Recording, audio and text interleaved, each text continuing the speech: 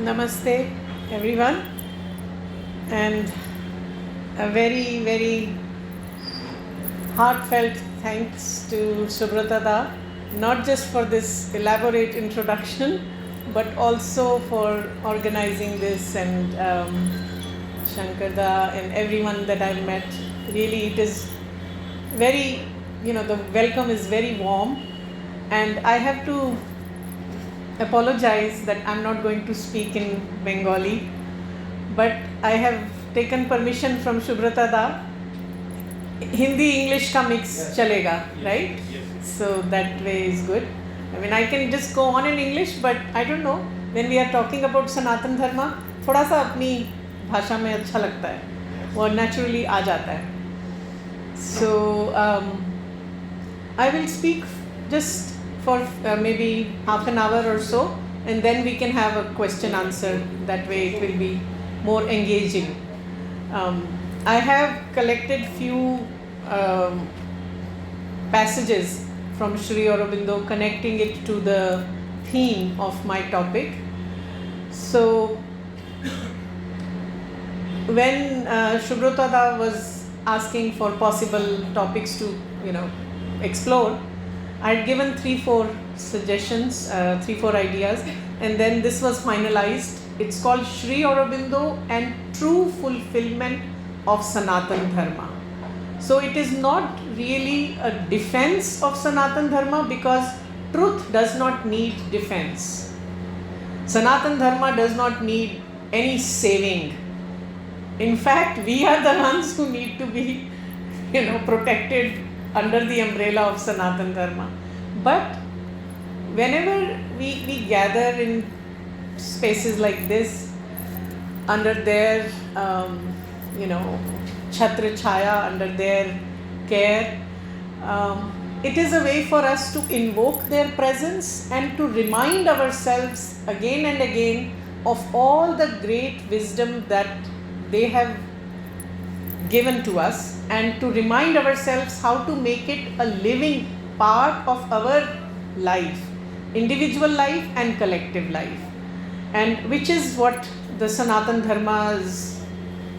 If there is a goal, it is that we should have a meaningful individual and collective life, a life that is progressive, a life that is taking us closer and closer to the ultimate destiny for which we are here on this earth.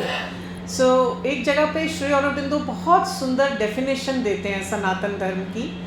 He says it is an immense, many-sided, many-staged, open framework. Let's repeat the words again. Immense, many-sided, उसकी कई sides हैं. किसी भी side से आप सनातन धर्म को approach कर सकते हो. And many staged, there is a gradual progressive evolution happening. Many stages में है. It is an open framework which is destined or which is designed in a way so that human being experiences a gradual self upbuilding. Look at the words he uses. Gradual self upbuilding. अपने आप को हमें build करना है gradually ऊपर की तरफ. And Sanatan Dharma is a framework जिसके बहुत स्टेजेस हैं. Through stages we will do it, and बहुत साइड्स हैं. सो इससे ज़्यादा ओपन फ्रेमवर्क कहीं किसी और सिविलाइजेशन ने दिया नहीं है ह्यूमैनिटी को. सो we should be, I'm not saying in a chauvinistic sense we should be proud, but we should feel privileged and blessed to be born in a land which has given this kind of a framework to humanity. Right? Many-sided, many-staged, open framework for gradual self-building. धीरे धीरे हमें अपने आप को build करना है. And then his definition does not end there. Build करके करना क्या है? Gradual self up building for the ultimate identification of human with the divine, with the supreme. That is the life's ultimate goal, humanity's ultimate goal. for which we are born as humans. We could have been born as any other creatures, but we are blessed to be born as humans, and that is the ultimate goal of human life, to be in complete identification with the Supreme. उसको हम कोई भी नाम दे दें या नाम ना भी दें तो भी चलेगा, right? Whatever we want to, that. Our Vedic rishis only called it that, Tat.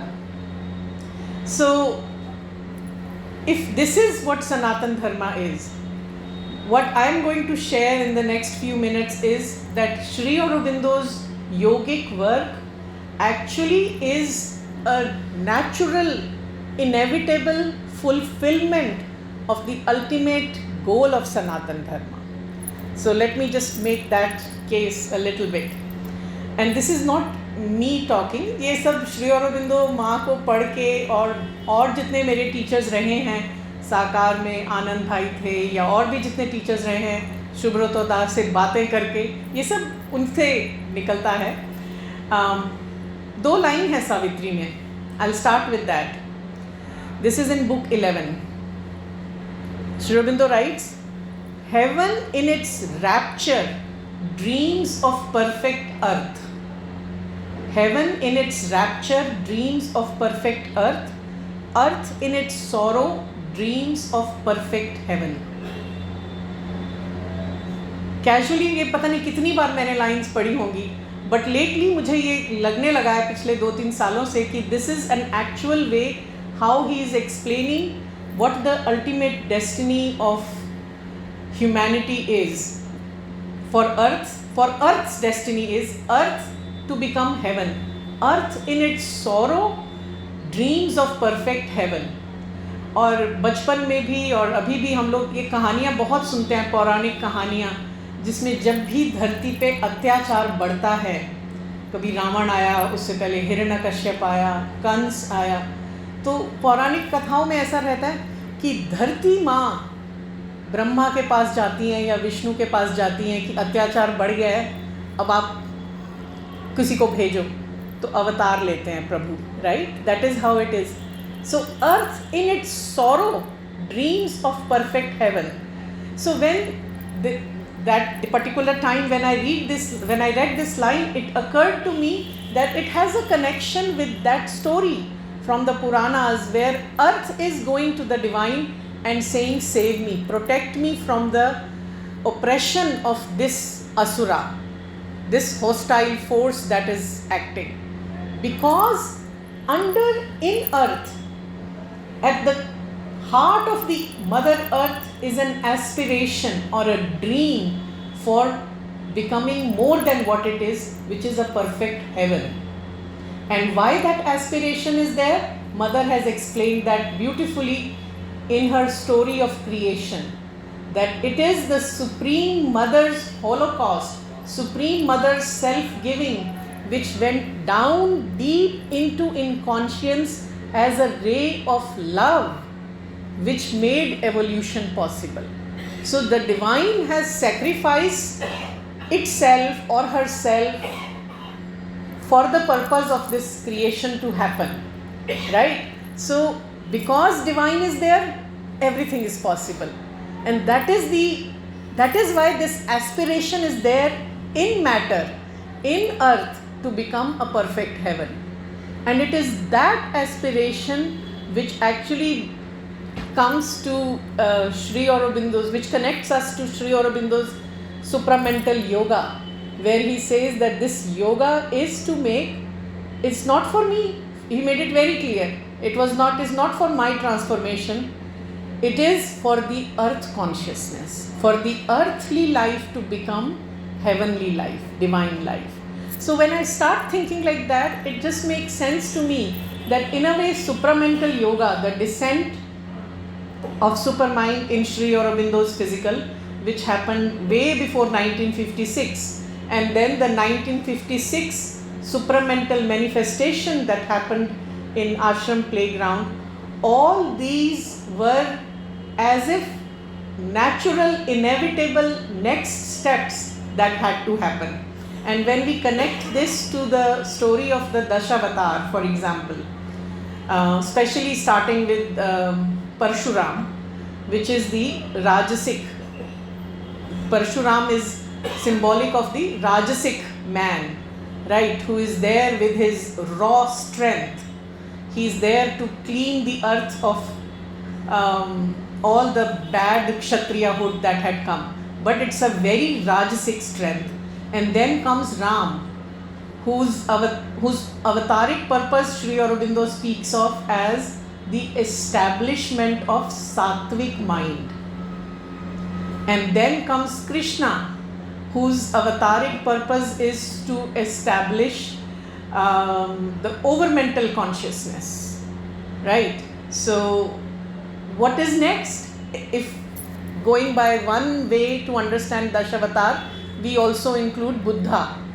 Buddha's avataric purpose is to lead those who want to cut away from the manifestation and go straight to Nirvana, who don't want to play the game, the Leela that the divine is unfolding. So he shows them a path, right? But in another, Sri Aurobindo says that is not how the evolution is meant to happen. Evolution was meant to happen as per the Vedic cosmology.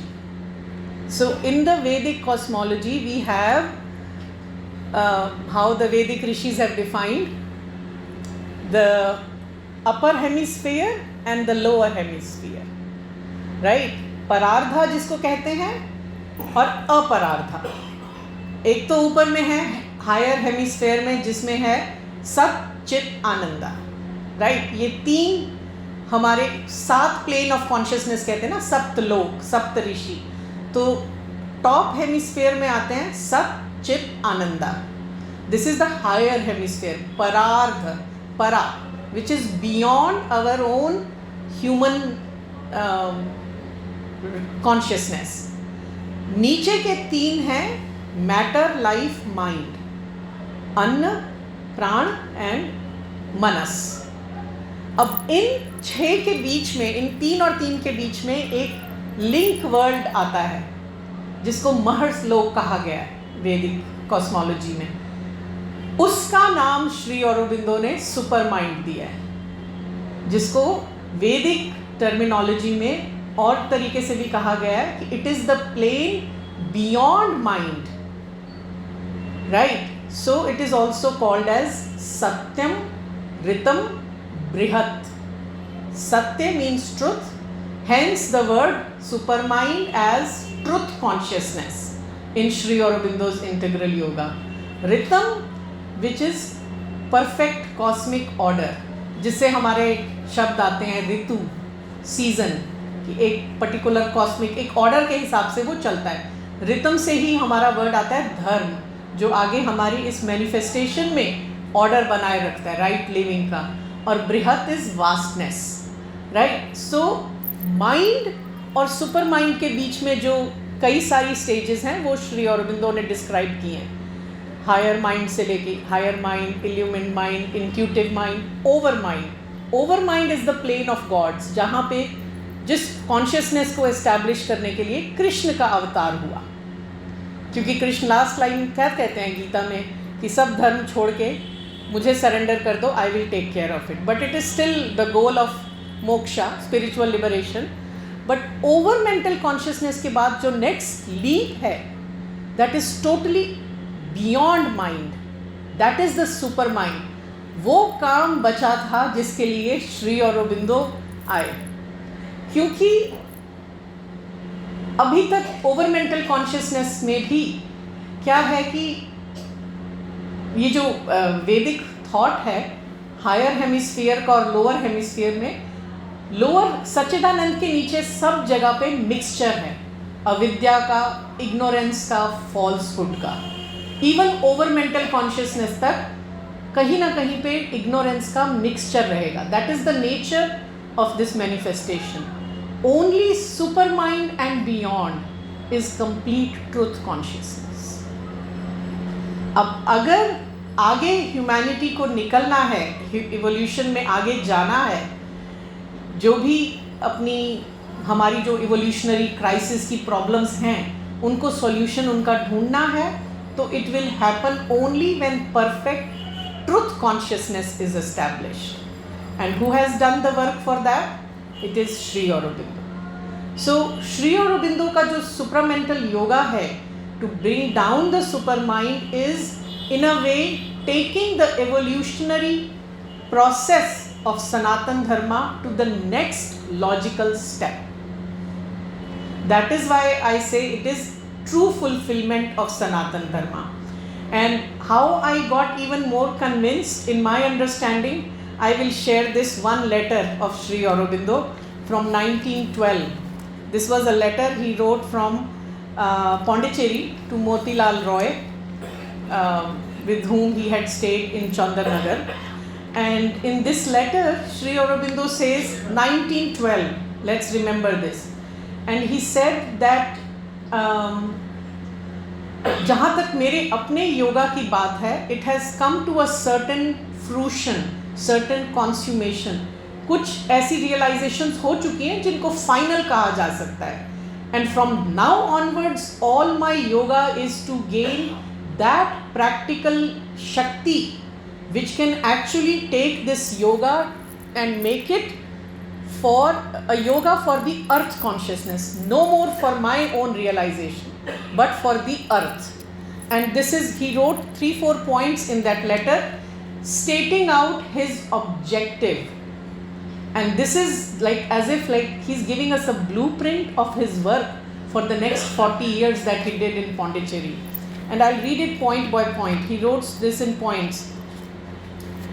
And he writes, I am now giving a clearer idea of that work, and I may as well impart something of that idea to you. He's writing it to Motilal Roy.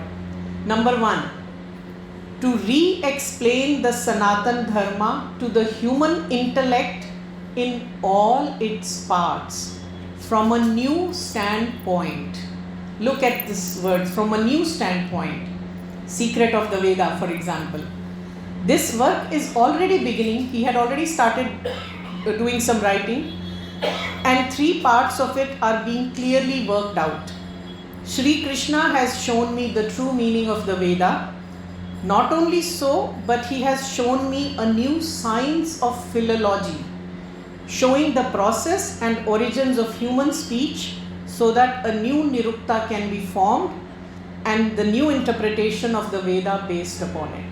It is a remarkable work what he has done in the Secret of the Veda. Never before anybody understood Veda that way, right? Why? Because the key was given by Shri Krishna himself in Alipurje. A new Nirukta, a new way to understand Vedic Sanskrit, Vedic language itself, and the origin of human speech. If you see Sri Aurobindo's volume 14, he has given all the seed sounds. What does the sound symbolize? What does the k sound, g sound? Everything, the entire Vedic Sanskrit is based on sounds. So words like grid, wolf, there is a sensation that you get of tearing apart. So he has explained that, how he got that, not by reading 10,000 books, but by concentrating and by having Shri Krishna as the teacher in Alipur prison. So that is first part of the work. He has shown me the meaning of all in the Upanishads that is not understood either by Indians or Europeans. I have, now this is his work, I have therefore to re-explain the whole Vedanta and Veda in such a way that it will be seen how all religion, not plural, religion itself arises out of the Veda or Vedanta and is one everywhere.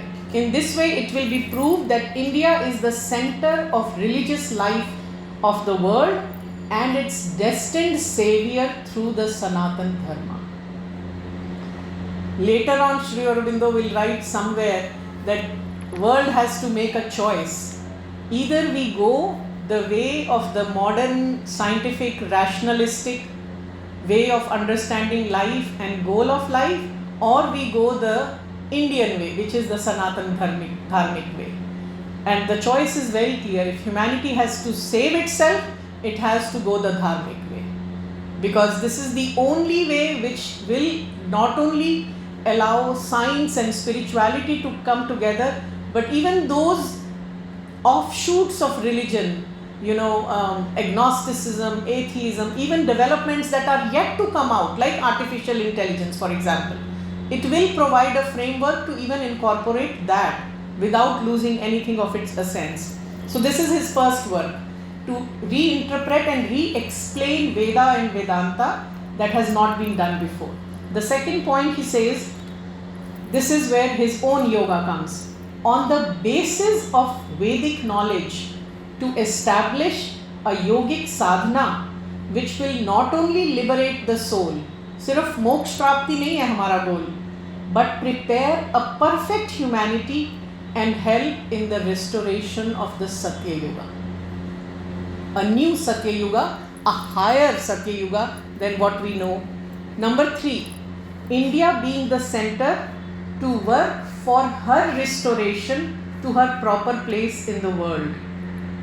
He did that in many places, but this restoration must be affected as a part of the above work. The second point, the yogic sadhana is the means to make India rise. Connected to what he said in Uttarpara speech, India must rise for the sake of the world, and it is through yoga that India will become free, and India will learn to become independent and stay strong to keep its freedom. Right? It is for the sake of yoga that India rises. So India being the center to work for her restoration to her proper place in the world, but this restoration must be affected as a part of the above work. The yogic sadhana based on the Veda, not for soul's liberation, but for creating a perfect humanity, which means the yoga of self-perfection, the yoga of transformation.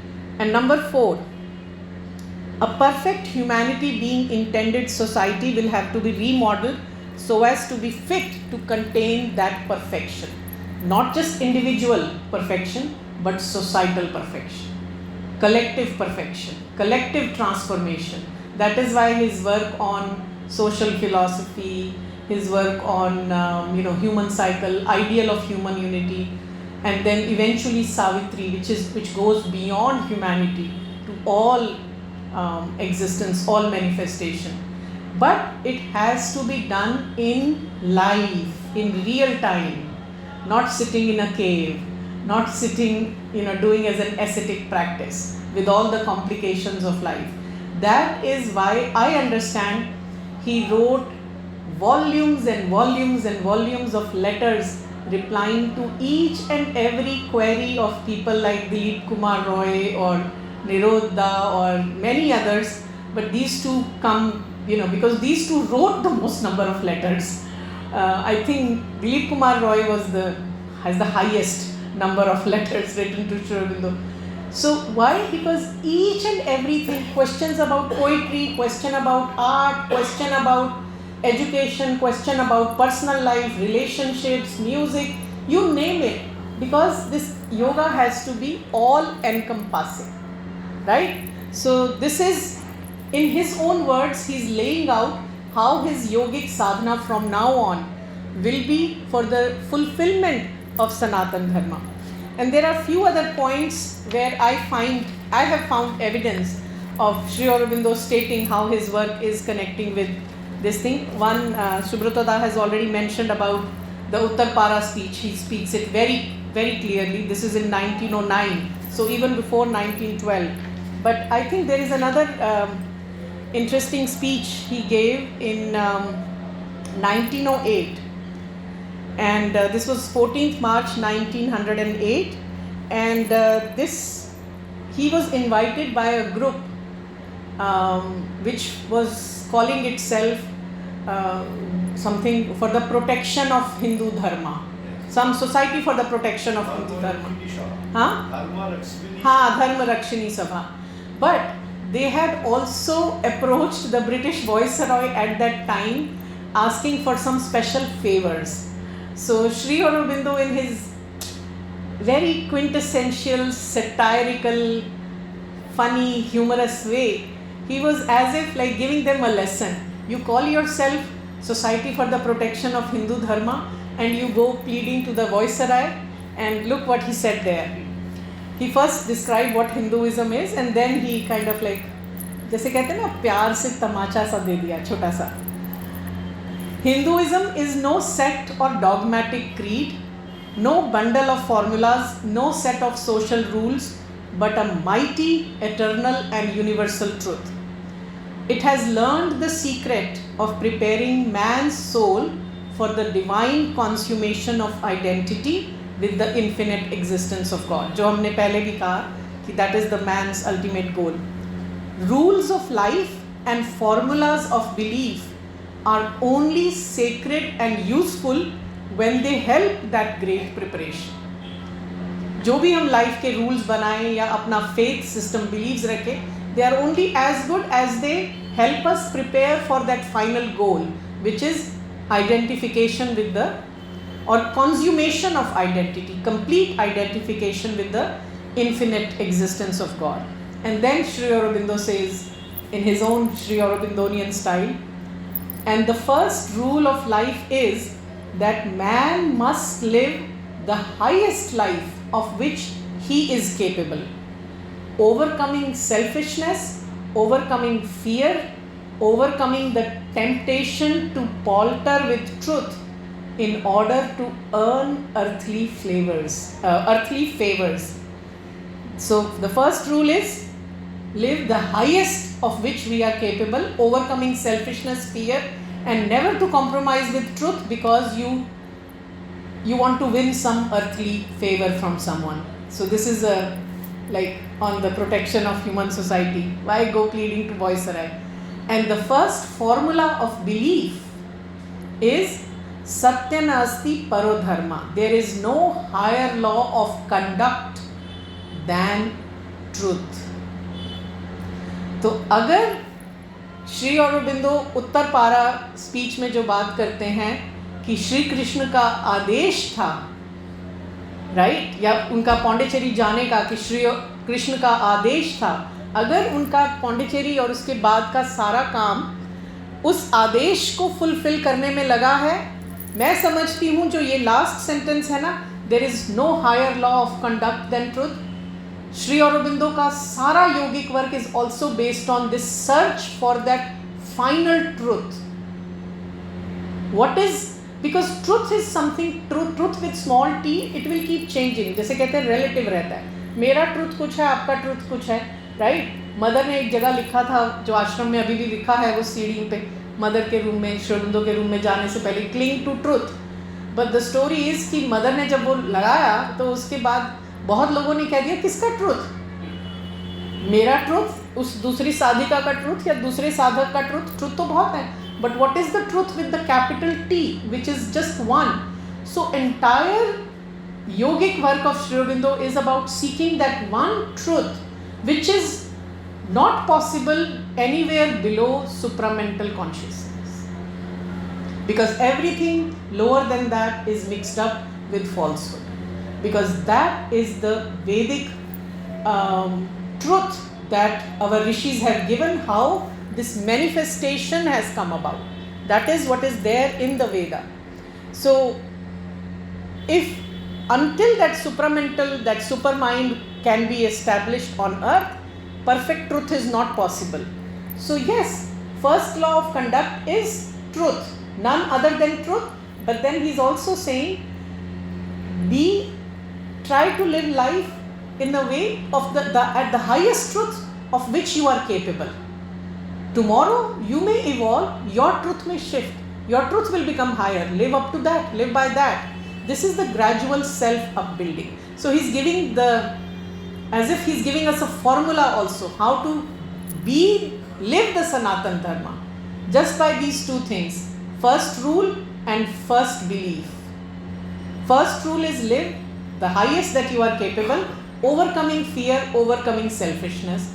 And there are stories and stories and stories of Sri Aurobindo's life, how he never had any fear. He was the most fearless rishi. which is what the Upanishadic Rishi's description is, complete fearlessness, right? He was not concerned about where my next meal is coming from. We've heard all those stories, you know, पैसे ऐसे रख देते थे, किसी को ज़्यादा ज़रूरत है. एक बार वो घर भेज रहे थे पैसे अपनी सिस्टर को, तो किसी ने मांगे तो उन्होंने कहा हाँ लगता है तुम्हारी ज़रूरत मुझसे ज़्यादा है, ले लो, you know, like that. So overcoming selfishness, overcoming fear, there are so many accounts of his life like that. And overcoming the temptation to palter with truth. कि टेम्पटेशंस हैं जो हमारी लाइफ की, जो हमेशा हमें भटकने को कह देती हैं, right? So we have to overcome the temptation. So I think I can stop here for now. हाँ, एक थर्ड पॉइंट और एक sort of like evidence. This time I will take one of his own. Again मेरा हमेशा ये रहता है कि श्री अरबिंदो की अपनी वाणी से ही हम उनको समझने की कोशिश करें. तो एक जगह पे जो श्री अरबिंदो की किताब है जो पहले फाउंडेशंस ऑफ इंडियन कल्चर के नाम से थी, अभी renaissance in India and other essays on Indian culture है, जो कंप्लीट वर्क्स में वॉल्यूम 20 है. उसमें एक चैप्टर में श्री अरबिंदो कहते हैं कि अगर इंडियन सिविलाइजेशन को समझना है तो उसको 3 ब्रॉड स्टेजेस में समझ सकते हैं. The first stage is what he calls, and he has given different explanations in different writings, but इस particular writing में the first stage he calls it as Vedic and Upanishadic stage, right?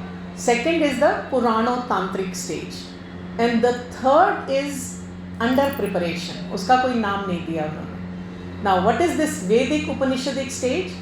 जिसमें जो highest knowledge थी, the supreme mystic knowledge, वो तो बहुत थोड़े ऋषि लोगों के लिए रिजर्व्ड थी, क्योंकि ऋषि हम आपके जैसे एवोल्यूशनरी बीइंग नहीं थे. ऋषि तो दे वर इनवोल्यूशनरी बीइंग्स, हायर प्लेन्स से धरती पे आए थे, इस मैनिफेस्टेशन में आए थे. लेकिन मेजॉरिटी ऑफ ह्यूमैनिटी के लिए तो बाहर का कर्म कांड था, राइट? जिसको हम यज्ञ, होमा और वो सब कहते हैं. तो जो वैदिक नॉलेज जो श्री अरबिंदो ने हमें अभी दी है कि इंद्रा इज़ डिवाइन माइंड, अग्नि is aspiration, Varuna is vastness, Mitra is harmony, ये जो भी वैदिक गॉड्स थे, ये वैदिक गॉड्स को नेचर के गॉड से कंबाइन किया गया था ऑर्डिनरी ह्यूमैनिटी के लिए. And the sacrifice, the yajna and all that was a means to please these gods, appease these gods. तो मेजॉरिटी ऑफ ह्यूमैनिटी के लिए जो एक रिलीजियस वे ऑफ लाइफ था बहुत आउटर लेवल पे था, फिजिकल माइंड में था, फिजिकल प्लेन पे, राइट?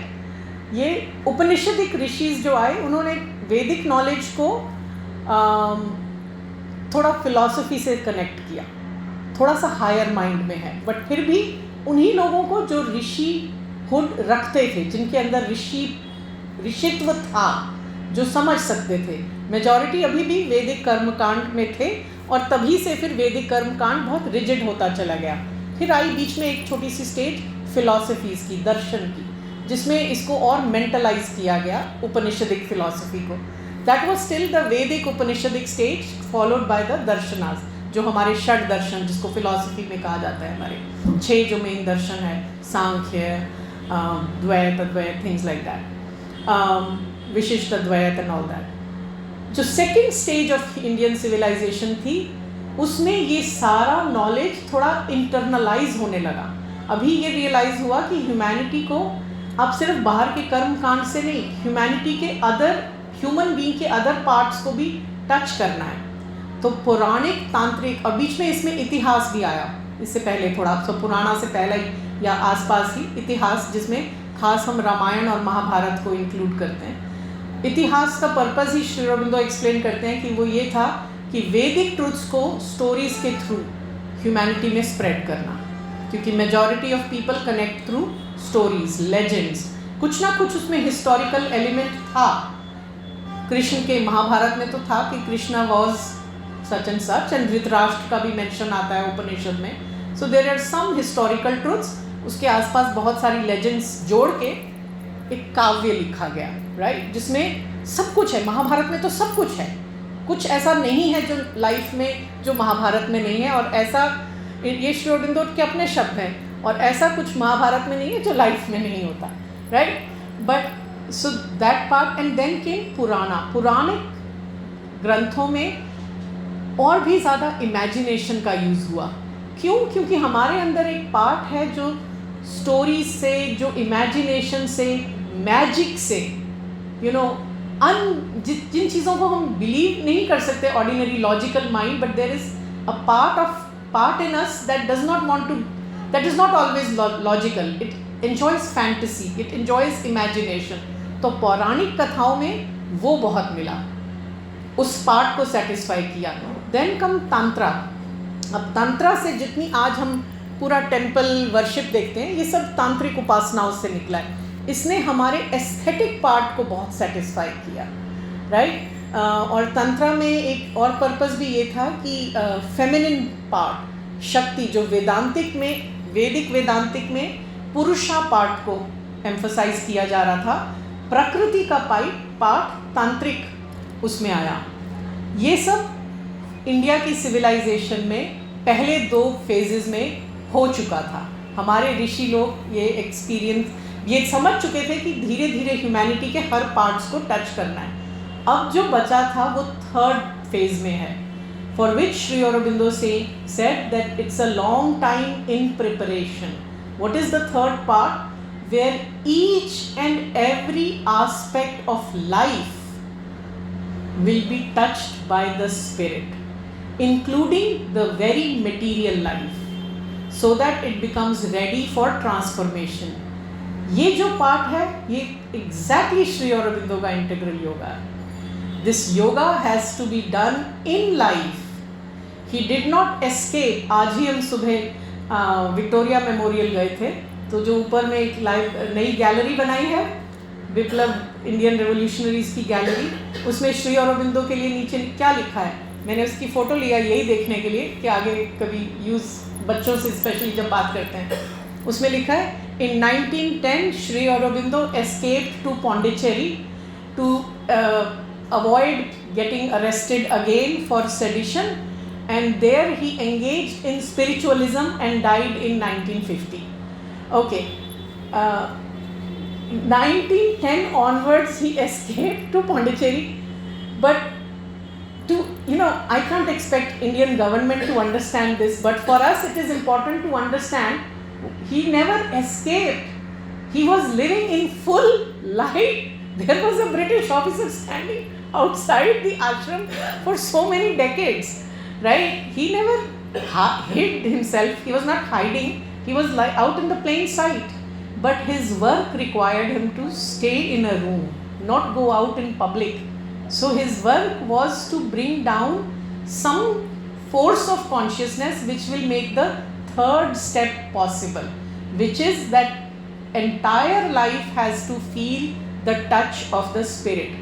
अब entire life में तो literature भी आएगा, art भी आएगा, cooking भी आएगा, sleep भी आएगा. There is a whole yoga of conscious sleep, Mother and Sri Aurobindo spoken about.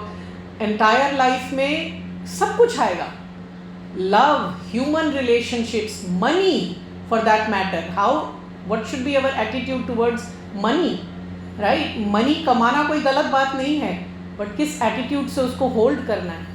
All this is the final stage for which Indian civilization has been preparing itself.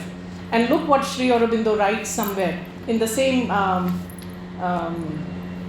Foundations of Indian Culture. He writes, so this is written sometime between February 19 and 1921. Again, this is before 1938, when the supramental descent had already happened in his physical. Even before 1938 it had happened.